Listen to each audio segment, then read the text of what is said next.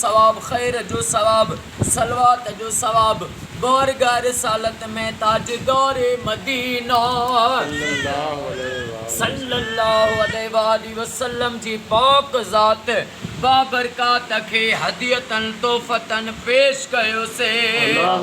महबूब जे नूरी हथारों अम्मा बतूल सैयदा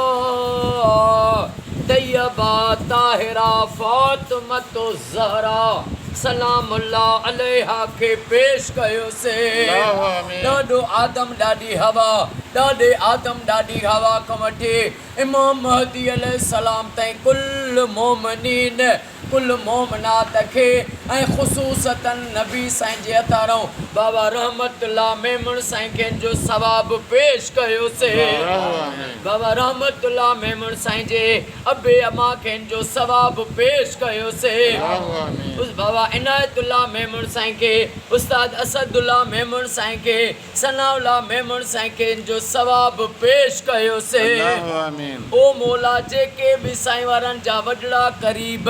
हे फानी दुनिया छॾे वया उन्हनि सभिनी खे जो सवाब पेश कयो से मौला मिठे मोहम्मद जे सदके मिठे मोहम्मद मुस्तफ़ा जे सदके बाबा रहमतुल्लाह मेमण साईं के जन्नतुल फिरदौस में आका करीम जी गुलामी पाड़ो नसीब फरमा अम्मा बतूल सैयदा फातिमतो ज़हरा ऐं अम्मा बतूल जे बचड़न जो वास्तो थी अॼु असांजी दुआ क़बूल फरमा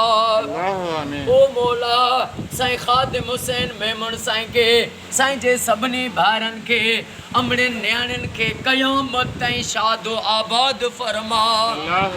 हाजी हिज़बुल्लाह मेमण साईं के पपन मेमण साईं के ऐं जेके भी दुआ में हथ खयूं वेठाऊं असां सभिनी खे असांजे बचड़नि खे हर मुश्किलात खां पनाह अता फरमा